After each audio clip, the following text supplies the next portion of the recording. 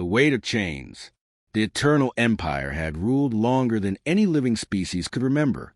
Their banners stretched across galaxies, their fleets blotted out suns, and their throne was carved from the ruins of civilizations that had dared to resist.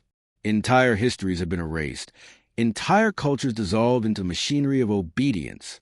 To the galaxy, the Empire was not just a government. It was inevitability. When their ships came to Earth, humanity fought with everything it had.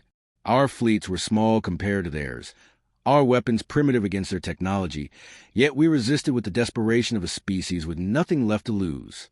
For a brief moment, Earth's skies blazed with courage, orbital cannons firing until they overheated, fighter squadrons ramming enemy cruisers when their ammunition ran dry, ground forces refusing surrender even when entire cities were leveled. But bravery alone could not win against an empire that had perfected conquest over millennia. The fall came quickly. Great cities, New York, Beijing, Lagos, Sao Paulo, were reduced to molten scars on the earth. Their capital ships hung above the planet like vultures, blotting out the sun with their sheer scale. The oceans boiled with their plasma fire struck, forests turned to ash, and human resistance was scattered into silence. Survivors were rounded up and branded with slave markers, herded into labor camps across alien worlds, destined to serve until their bodies broke.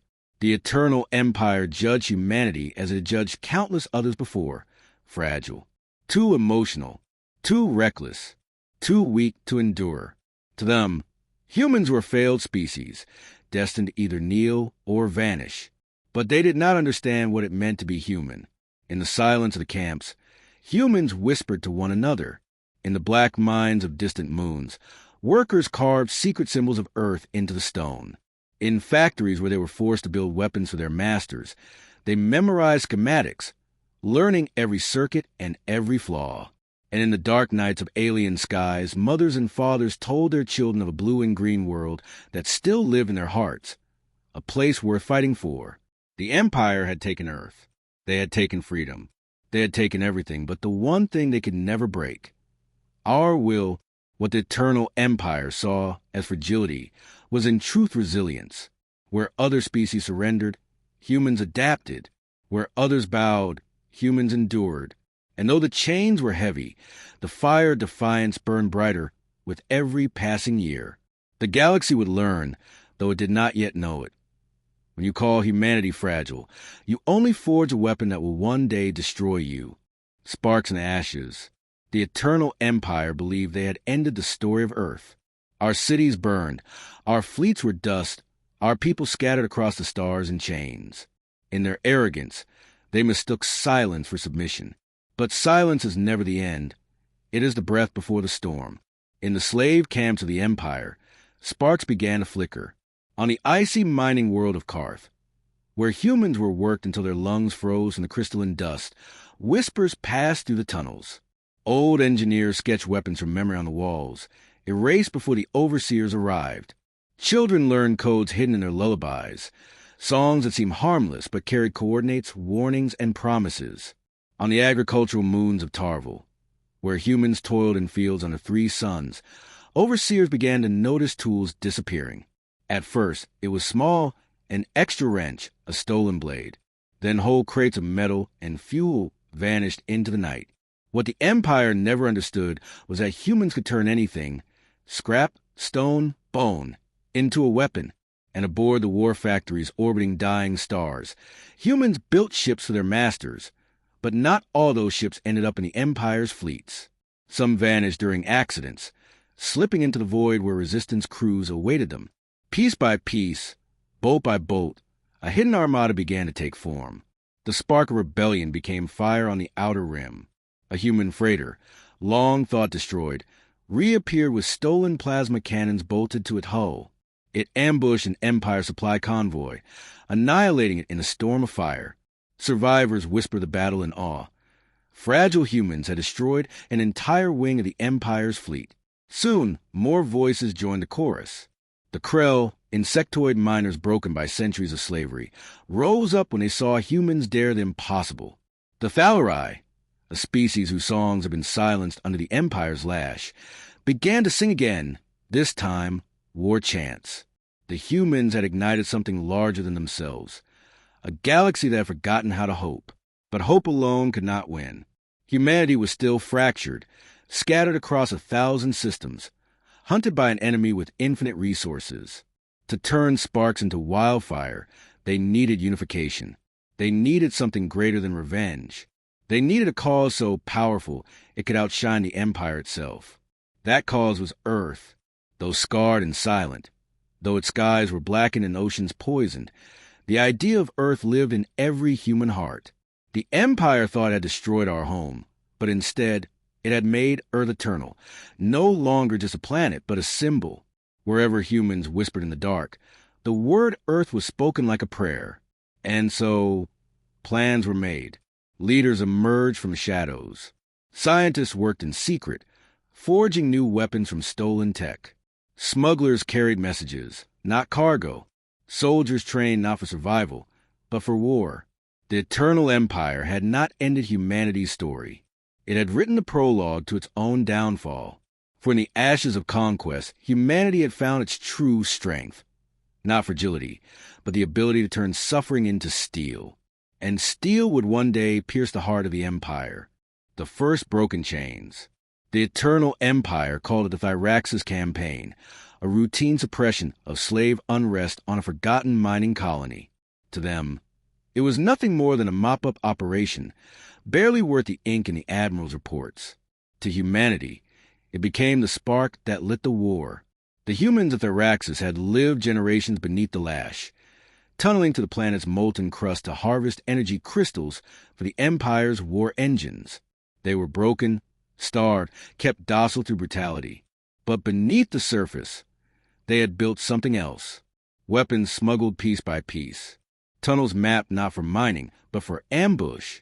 And in the skies above, a ship unlike any the Empire had seen awaited its trial by fire. It was called the Resolute. She was not beautiful. A patchwork of stolen Empire hull plating, human steel, and scavenged wreckage. She looked more like a wounded beast than a warship. But her guns were human-forged, her shields stitched together from captured tech.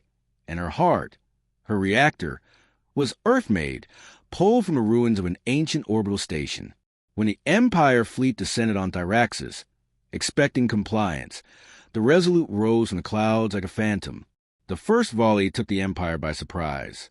Plasma cannons roared, tearing to the lead destroyer before it had even locked targeting systems. The sky lit with fire as the behemoth broke in half, raining molten debris onto the colony below.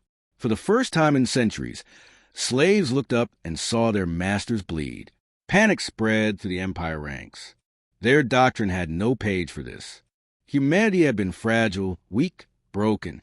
They were not supposed to fight back. And yet here was a single ship, scarred, battered, impossible, carving through their fleet. The battle raged for hours. Fighters screamed across the sky, their trails burning neon against the black. Human pilots, once farmers, miners, mechanics, fought with ferocity the Empire had never known. They did not fight for conquest. They fought for vengeance, for family, for Earth. Every death was a promise. Every kill was a prayer. On the ground, the uprising began. The tunnels of Thyraxis erupted as humans swarmed their overseers. Mining drills became lances. Explosives meant for rock tore apart guards. Chains meant to bind were used to strangle.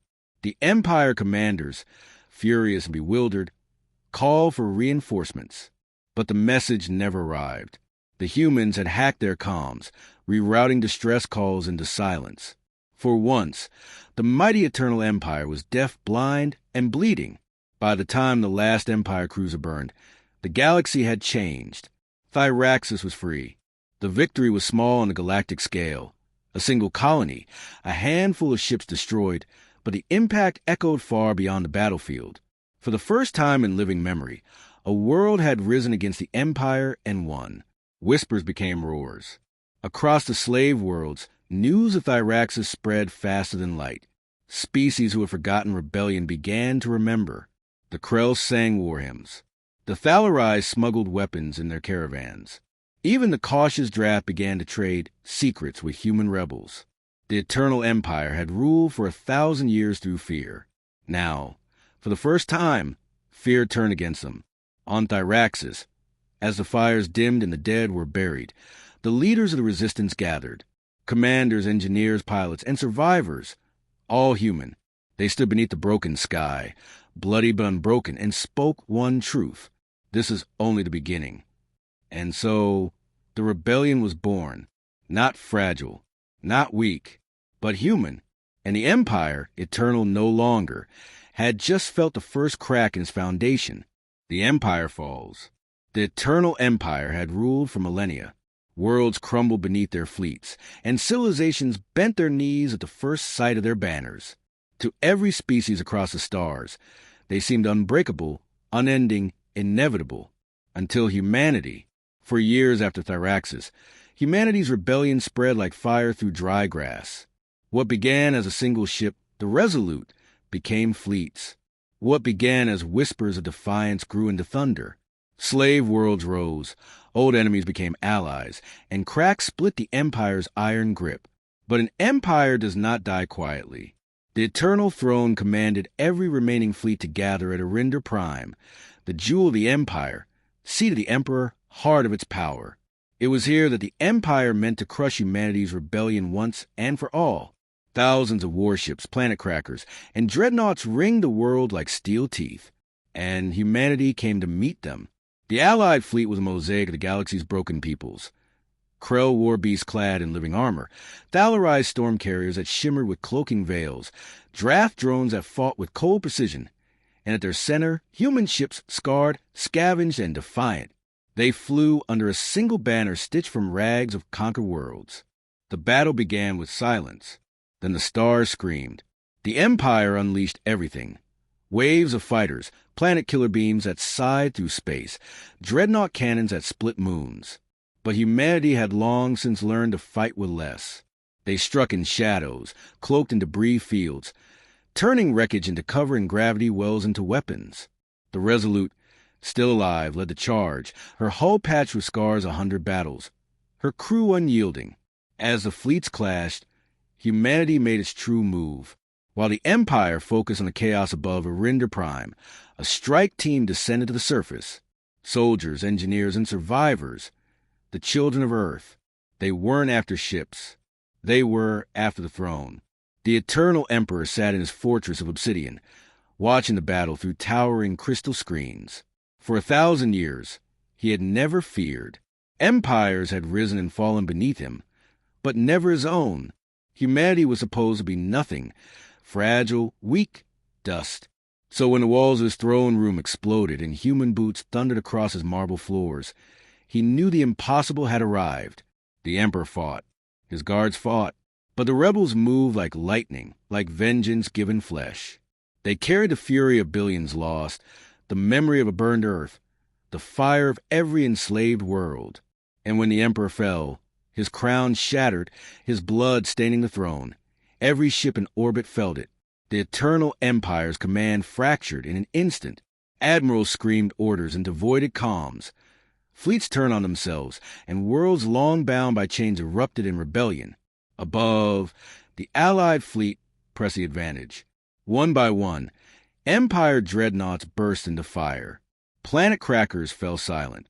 The great armada that had ruled the stars for millennia burned in its own arrogance.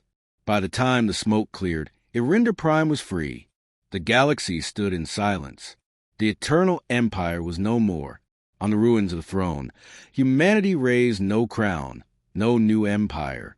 Instead, they raised a torch, a beacon to every world, every species, every broken soul.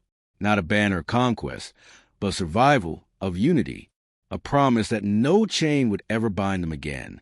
They called us fragile, the message broadcast across the stars, but it was we who shattered their eternal empire. And in that moment, the galaxy knew a truth it would never forget. Humanity was not fragile. Humanity was the storm.